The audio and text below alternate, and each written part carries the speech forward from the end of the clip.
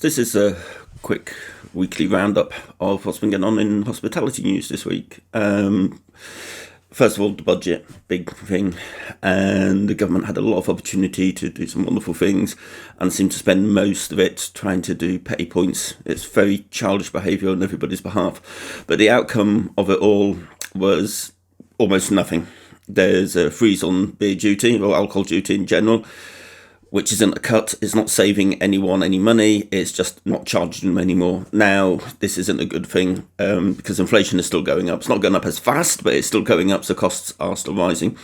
SIBA, in the Society of Independent Brewers, they've responded by saying that the duty-frees and national insurance cuts are good, but with the government not addressing any of the other issues, it's a bad budget.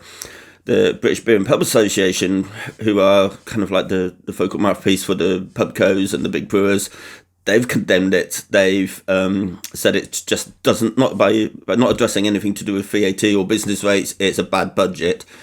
The British Institute of Innkeepers have put out their press release. They're not happy with it either. They're pointing out that there's wage rises, there's utility rises, there's reduced footfall. All of this is really hurting pubs, and the government done nothing about it. The only one who seems to like it is Rupert Thompson of Carlsberg Brewery, who was the guy that led the charge for the Small Brewers Duty Reform Coalition, which is one of the reasons why the duty system is in such a mess at the moment anyway. And he thinks it's wonderful, but I'm kind of not surprised, to be quite honest with that. He seems to think that the budget and the Chancellor is all really great and everybody should be much happier than they are. The other news that came in this week is that Asahi are closing the Meantime Brewery in Greenwich, and they're moving all production from there to the Chiswick, the Griffin Brewery in Chiswick, where Fuller's is based. So that's now Dark Star, Meantime, and Fuller's all based at the same brewery, and there's a lot of lots of jobs involved with that. They are saying that they're going to have they're keeping the Meantime site for a standalone consumer retail experience, a pub, with a continuation of brewing on site. So it's a brew pub. Then we have the next issue of news. Carlsberg Marstons Brewing Company have released fresh ale to a big promotion and fanfare, and it's no different really from Otter's fresh ale that they released last year. But one thing that this does actually have a bit of a knock-on effect for is it is a misleading dispense. It's basically, this is keg beer served through a hand pull, which is a misleading dispense. And one of CAMRA's rules, the Campaign for Real Ale, is that any pub using misleading dispense is not eligible to be in the Good Beer Guide. So this could be any pub that stocks Carlsberg Marston's fresh ale will be excluded from the Good Beer Guide. I don't know how many pubs that are, but it could end up being quite a few. And let's see what else we've got. Roosters have bought out Daleside Brewery. It seems to be happening a bit in the moment, because last year, it was back in January, Steve Holt of Kirksall Brewery bought out North Brewing, bought those out of administration. So we might start seeing a few more of these, where you've got two medium-sized breweries that are kind of doing okay, but not great, and they get taken on by another brewery. They kept running as totally separate brands, totally separate breweries, although HMRC will consider them connected breweries, but they're run totally separate, and we will almost certainly see a crossover of sales between the outlets that they've been supplying to before.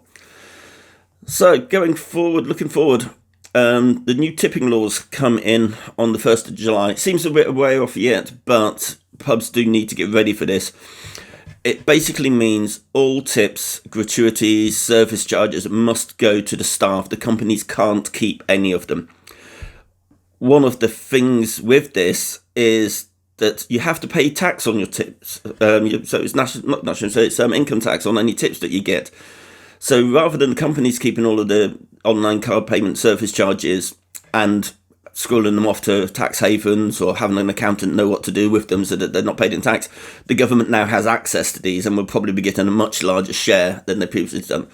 But there's a few months to get it sorted out for companies, for pubs and that, so you really do need to do it, because with the government able to get hold of this, they will make sure that they can.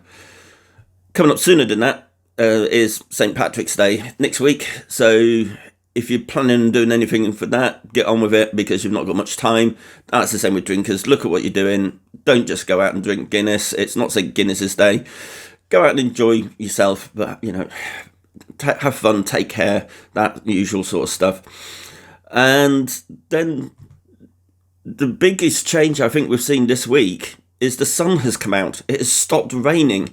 So people are starting to look at beer gardens, and it's this where, as a customer, you go into a pub and you're starting to see the beer garden out there, and you're starting to already plan where you're going to go as soon as the summer hits. So if you're running a pub that's got a beer garden, tidy it up now because people are already looking at it.